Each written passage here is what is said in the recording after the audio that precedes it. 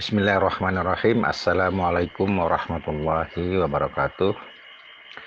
Jumpa lagi dengan Dr. Umar Zain dari bagian ilmu penyakit dalam Fakultas Kedokteran Universitas Islam Sumatera Utara. Topik kita pada kali ini adalah infeksi tropik akibat cacing. Secara bentuk kita mengenal ada proses metamorfose dari cacing. Jadi ini perkembangannya mulai dari telur, kemudian ada yang berkembang menjadi larva dan ada yang berkembang menjadi kista. Dari larva baru menjadi cacing dewasa dan demikian juga dari kista menjadi cacing dewasa, jantan dan betina. Masuknya cacing ke dalam tubuh manusia bisa melalui pencernaan, yaitu tertelan, telur ataupun kista. Kemudian bisa melalui gigitan serangga, biasanya larva, atau penetrasi pada kulit yang sehat, atau melalui membrana mukosa. Biasanya yang melakukan penetrasi itu adalah bentuk larva. Kemudian cacing itu berdiam di dalam tubuh di beberapa tempat. Bisa di usus yang disebut dengan intestinal worm, di hati, hepatic worm, di paru, pulmonic worm, di otak, neurocysticercosis, di otot, musculocysticercosis, dan di kelenjar lim yang disebut dengan lymphatic worm. Bisa juga di mata yang disebut dengan ocular worm. Penetrasi larva ke dalam kulit yang sehat menyebabkan terjadinya lesi pada kulit di mana larva itu masuk yang disebut dengan cutaneous larva migran. Biasa ditemukan pada larva cacing tambang seperti pada gambar berikut ini. Kerusakan jaringan dan respon daripada tubuh manusia yang terinfeksi atau host respon bisa secara langsung akibat destruksi daripada jaringan atau merupakan reaksi hipersensitivitas dan eosinofilia. Eosinofilia ini terjadi pada cacing, tidak pada protozoa. Eosinofilia ini juga dihasilkan dari migrasi dari tisu ke sekitarnya. Dari bentuknya, cacing diklasifikasikan menjadi nematoda atau roundworm, cacing yang berbentuk bulat panjang. Kemudian platyhelminthes atau flatworm yang terdiri dari trematoda atau flux yang berbentuk daun, dan cestoda atau tapeworm yang berbentuk pita atau disebut dengan cacing pita. Penyakit cacing juga dibagi atas intestinal, ya, seperti Ascaris, Ankylostoma, Trichuris, Oxyuris, dan Strongyloides. Bisa juga dia merupakan penyakit yang invasif seperti trichinosis, filaria, schistosomiasis. Kemudian Cysticercosis, Echinococcus, atau cacing dewasa yang ada di dalam usus. Kemudian kita juga mengenal apa yang disebut dengan soil transmitted helminth atau STH, yaitu Ascaris lumbricoides atau cacing gelang, Necator americanus atau Ankylostoma duodenale, Trichuris trichuira, dan Strongyloides stercoralis. Siklus hidup nematoda intestinal atau nematoda usus itu dimulai dari hasil perkawinan cacing jantan dan betina, akan menghasilkan telur. Kemudian telur ini bisa langsung masuk ke dalam saluran cerna, yaitu pada cacing trichuris dan enterobius. ya.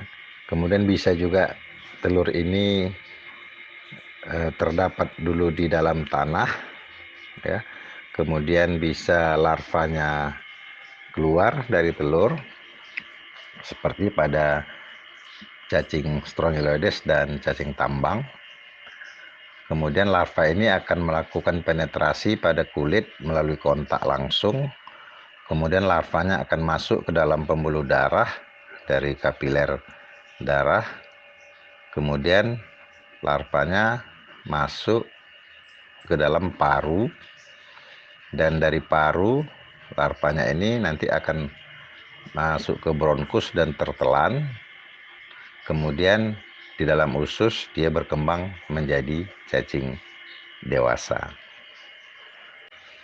Pada cacing Strongyloides ada yang disebut dengan autoinfection, yaitu di mana telur yang dihasilkan dari cacing betina, kemudian telur ini akan menetas mengeluarkan larva stage 1, ya. Kemudian larva ini akan berkembang menjadi bentuk infeksius atau filariform larva, dan larva ini akan melakukan penetrasi pada kulit yang sehat dari seseorang melalui kontak langsung, kemudian masuk ke dalam aliran darah dan melalui siklus paru, kemudian tertelan masuk lagi ke dalam usus dan berkembang menjadi cacing dewasa. Ini adalah gambar larva filariform dari cacing Strongyloides stercoralis. Gambaran klinis dari infeksi Strongyloides pada yang uncomplicated bisa keluhan-keluhan pencernaan. Kemudian bila terjadi hyperinfection bisa terjadi rash pada kulit, adanya bronkospasme atau keluhan pernapasan seperti sesak, dan pada gambaran torak foto bisa terlihat adanya infiltrat. Ini karena invasi larva pada paru. Kadang-kadang ditemukan diare, eosinofilia, dan bisa juga terjadi infeksi sekunder dengan gram negatif yang berulang. Berikutnya adalah infeksi cacing Trichinella yang disebut dengan trichinosis. Penyebabnya adalah cacing Trichinella spiralis dengan siklus hidupnya melalui dari siklus karnivorisme antara babi dan tikus.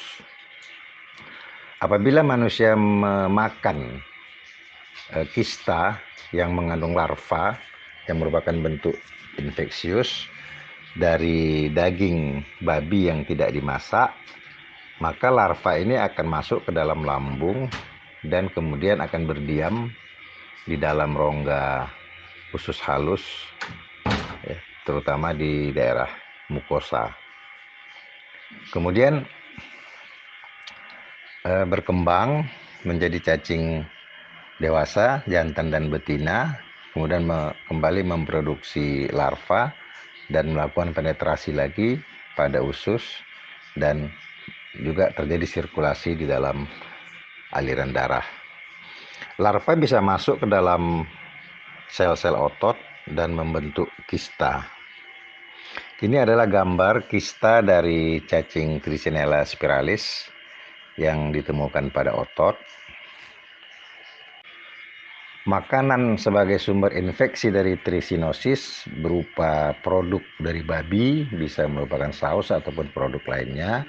Kemudian bisa juga dari produk yang bukan babi seperti hamburger, kemudian beruang, dan beberapa hewan-hewan liar yang acap dikonsumsi oleh komunitas tertentu. Tetapi bisa juga sumber infeksinya tidak diketahui.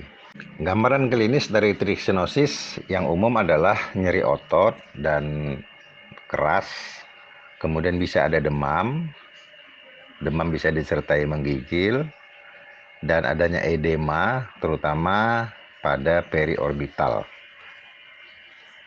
Lebih dari 10% terjadi eosinofilia, dan adanya peningkatan dari kreatin fosfokinase. Kemudian bisa juga dijumpai adanya chronic neurologic symptom ataupun myocardial symptom.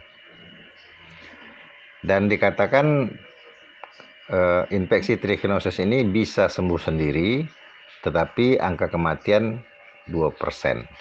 Pengobatan trichinosis diberikan obat antihelmintik yaitu albendazol untuk membunuh semua bentuk cacing dewasa yang ada di dalam usus.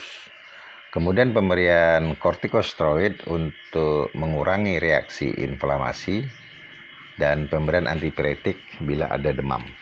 Berikutnya adalah cacing filaria. Cacing filaria ini dikenal ada 2 tipe siklus.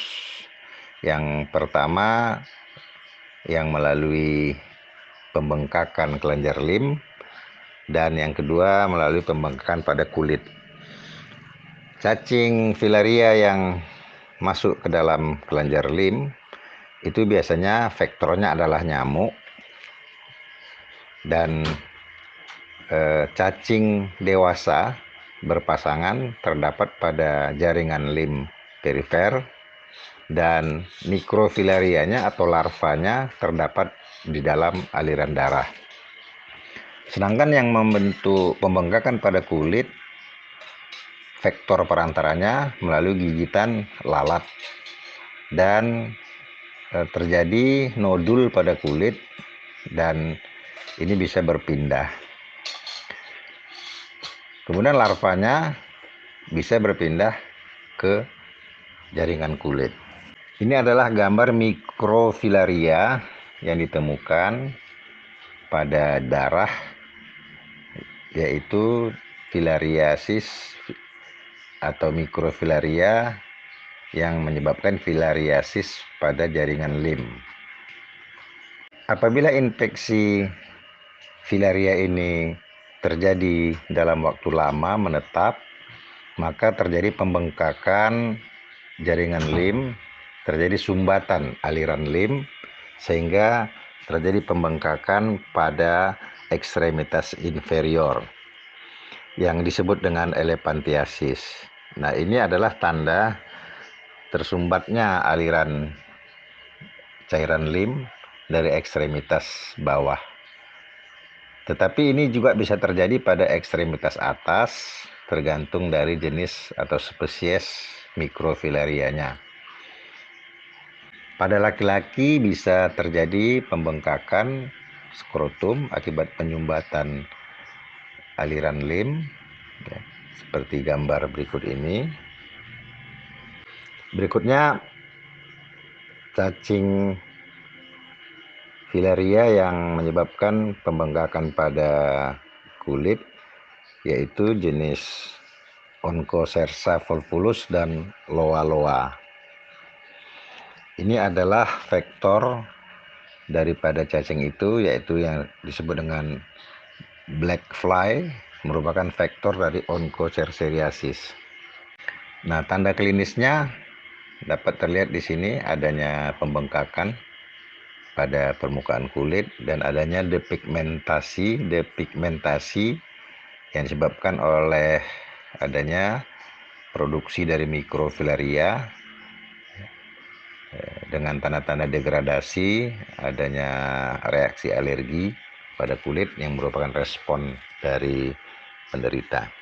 Ini adalah gambar benjolan pada kulit dinding perut, juga akibat filaria. Dan ini secara potongan melintang dari nodul pada kulit dari Onchocerca volvulus yang menunjukkan adanya cacing jantan dan betina dewasa yang merupakan sumber dari mikrofilaria karena perkawinan dari cacing jantan dan cacing betina tersebut. Dapat juga terjadi yang disebut dengan river blindness, yaitu onchocerciasis yang terdapat pada bola mata yang menyebabkan kebutaan. Berikutnya adalah schistosomiasis.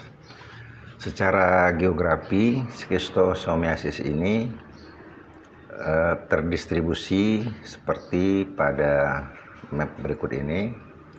Ada 3 spesies, yaitu Schistosoma mannsoni, Schistosoma hematobium, dan Schistosoma japonicum. Siklus hidupnya adalah melalui telur yang berasal dari manusia, dari tinja. Pentelur itu berada di dalam air, bisa air danau atau air sungai. Kemudian telur itu dimakan oleh sejenis keong, kemudian berkembang menjadi Cercaria. Cercaria di dalam air inilah yang akan masuk menginvasi melalui kulit pada seseorang yang berada di dalam air. Ketiga spesies itu bisa dibedakan dari bentuk telurnya, yaitu berbeda antara spesies Schistosoma mannsoni, hematobium, dan japonicum.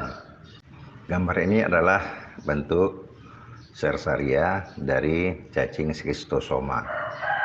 Kemudian Cercaria ini akan bermigrasi ke paru dan berkembang sebagai Schistosomule. Ini merupakan trigger untuk terjadinya keluhan demam pada pasien. Kemudian berkembang Schistosoma jantan dan betina bermigrasi ke venulus abdominal, yaitu superior mesenterik pada spesies japonicum, inferior mesenterik pada spesies mannsoni, dan bladder plexus pada spesies hematobium.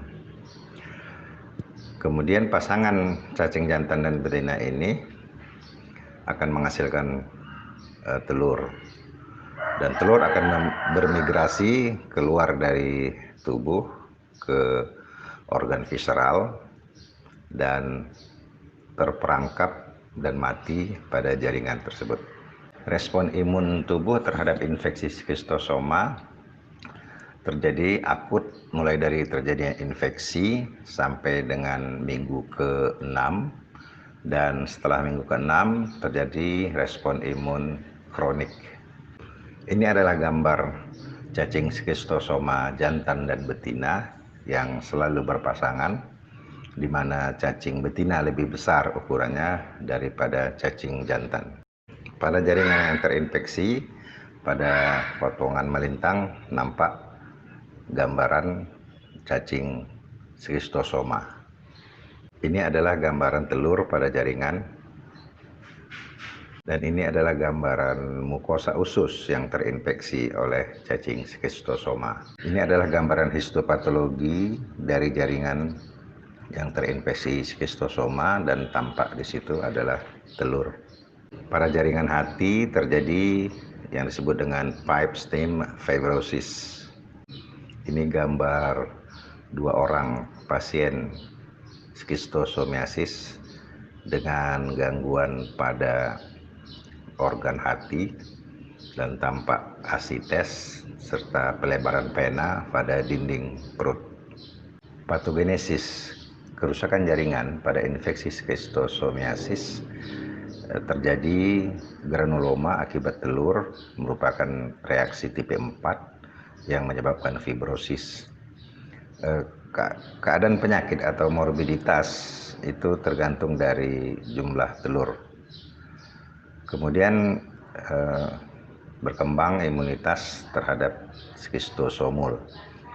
Pada cacing dewasa adanya respon imun menyebabkan cacing ini mampu hidup sampai beberapa tahun di dalam tubuh. Gambaran klinis dari infeksi skistosomiasis adalah adanya dermatitis akibat Cercaria yang masuk melalui kulit, kemudian intestinal skistosomiasis merupakan granuloma berbentuk polips, protein loss, gejala-gejala malabsorpsi dan struktur. Kemudian hepatosplenic schistosomiasis dengan menyebabkan timbulnya hipertensi portal, sites, varises, esofagus, splenomegali, walaupun fungsi hati masih normal. Pada urinary schistosomiasis terjadi gejala-gejala hematuri, kronik infeksi dan obstruksi. Kemudian gejala lain bisa berupa gejala-gejala kardiopulmoner dan gejala-gejala pada saraf. Pengobatan schistosomiasis adalah dengan obat praziquantel yang menyebabkan permeabilitas parasit terhadap ion kalsium, sehingga menimbulkan tetanus, spasme, dan kematian daripada cacing. Berikutnya adalah infeksi cestoda atau cacing pita. Sebagai definitif hostnya adalah tempat berkembangnya cacing dewasa, sedangkan intermediate hostnya adalah tempat berkembangnya kista yang mengandung skolek atau kepala daripada cacing pita tersebut. Manusia membutuhkan dua cara untuk terjadinya infeksi. Pertama, menelan telur dari feses. Ini akan menyebabkan terjadinya kista pada intermediate host. Kemudian menelan jaringan yang mengandung kista melalui memakan makanan, dalam hal ini daging yang tidak sempurna dimasak, sehingga kistanya itu akan berkembang menjadi cacing pita dewasa pada definitive host. Gambar ini menunjukkan siklus terjadinya infeksi, yaitu apabila manusia memakan daging yang tidak sempurna dimasak yang mengandung kista, kemudian kista itu berkembang menjadi cacing dewasa di dalam usus. Sedangkan apabila manusia menelan telur, maka akan berkembang menjadi cysticercosis. Pada Taeniasolium, apabila manusia memakan daging babi yang tidak sempurna dimasak yang mengandung kista Taeniasolium, maka dapat berkembang juga menjadi cysticercosis pada organ-organ tubuh. Gambar ini menunjukkan siklus perkembangan mulai dari kista yang terdapat pada daging atau organ tubuh babi maupun sapi yang dimakan oleh manusia karena daging ataupun organ tubuh itu tidak sempurna dimasak, maka akan masuklah bersama daging atau organ tubuh itu kista yang akan masuk ke dalam lambung, kemudian ke usus, dan keluarlah kepala atau skolek dan berkembang di dalam usus menjadi cacing pita dewasa. Cacing pita ini akan berkembang memperpanjang ruas-ruas tubuhnya yang disebut dengan proklotid. Proklotid ini mengandung alat kelamin jantan dan betina, sehingga cacing pita ini disebut sebagai hewan hermaprodit yang memiliki organ atau alat kelamin jantan dan betina yang menghasilkan telur. Kemudian proklotid yang grafit ini akan melepaskan diri dari satuan segmen-segmen cacing ini dan bisa keluar melalui anus secara spontan maupun melalui buang air besar. Proklotid ini akan berkontraksi, bergerak, dan setiap kali berkontraksi akan mengeluarkan telur-telur yang ribuan banyaknya yang akan mengkontaminasi rerumputan yang tumbuh di tanah, dan bila rerumputan ini dimakan oleh host intermediate yaitu sapi ataupun babi, maka telurnya akan masuk ke dalam sapi ataupun babi, dan di dalam tubuh host intermediate ini akan berkembang menjadi kista pada organ-organ dalam tubuh ataupun pada otot, dan begitulah selanjutnya menjadi siklus. Sampai saat ini kita mengenal ada 3 spesies Taenia, yaitu Taenia solium dengan hospes intermediate-nya adalah babi, Taenia saginata dengan hospes intermediate-nya adalah sapi atau lembu, dan Taenia asiatica yang juga hospesnya adalah babi. Ketiga spesies ini bisa dibedakan dari bentuk dan cabang uterusnya yang berbeda. Berikut ini adalah gambar cacing Taenia. Yang gambar di sebelah kiri atas itu gambar cacing dewasa di dalam usus, dalam hal ini usus besar. Kemudian yang di atas tengah itu gambar dua spesies, yaitu spesies Taenia solium dan Taenia saginata. Biasanya Taenia saginata itu lebih panjang ukurannya daripada Taenia solium. Dan di sebelah kanan atas itu adalah cacing dewasa Taenia. Kemudian di kiri bawah itu adalah gambar skolek dengan elektron mikroskop. Dan di tengah bawah itu adalah gambar Cysticercoccus. Dan di kanan bawah itu adalah gambaran neurocysticercosis pada otak dengan pemeriksaan CT scan kepala. Ketiga spesies Taenia saginata, Taenia solium, dan Taenia asiatica tidak dapat dibedakan dari bentuk telur. Hanya dapat dibedakan dari bentuk dan jumlah cabang-cabang uterus pada proklotid. Gambar ini menunjukkan perbedaan proklotid grafit dari ketiga spesies, yaitu spesies Taenia saginata, asiatica, dan solium. Ini adalah gambar cysticercosis pada otot, biasanya terjadi pada Taenia solium. Dan ini cysticercosis pada otot juga pada tubuh pasien dengan nampak beberapa cysticercosis dalam bentuk nodul-nodul pada bagian dada dan lengan serta wajah. Ini gambar cysticercosis pada otak yang disebut sebagai neurocysticercosis, tampak yang berwarna putih dilingkari oleh daerah yang hitam.